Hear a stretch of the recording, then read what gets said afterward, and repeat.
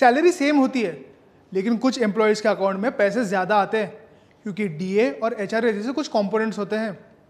आपने दो शब्द अक्सर सुने होंगे, लेकिन असल में डीए और एचआरए होते क्या हैं? तो सबसे पहले डीए। डीए का मतलब डियरनेस अलाउंस यानी महंगाई भत्ता। जब महंगाई बढ़ती है तो रोज़ के खर्चे भी बढ़ते हैं।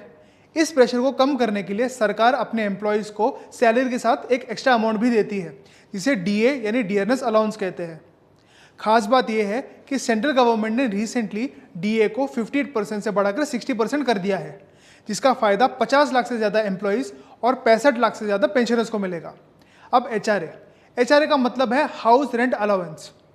अगर आप रेंटेड हाउस में रहते हैं तो रेंट का खर्चा कम करने के लिए एचआरए यानी हाउस रेंट अलाउंस मिलता है। लेकिन इन दोनों के बीच सबसे इंपॉर्टेंट डिफरेंस ये है कि डीए सिर्फ गवर्नमेंट और पीएसयू एम्प्लॉयज़ को ही मिलता है, लेकिन इस पर टैक्स भी लगता है। एचआरए गवर्नमेंट और प्राइवेट दोनों एम्प्लॉयज़ को मिलता है और इस पर कोई इनकम टैक्स भी नहीं लगता। सिंपल वर्ड्स में डीए महंगाई का बोझ कम करने के लिए और एचआरए घर के रेंट का खर्च कम करने के लिए होता है।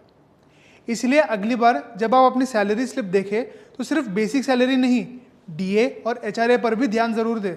अब आप कमेंट्स में बताइए कि आपकी सैलरी में डीए और एचआरए इंक्लूडेड है। और ऐसे ही इंपॉर्टेंट अपडेट्स के लिए मनी मैक्स हिंदी को फॉलो करना ना भूलें।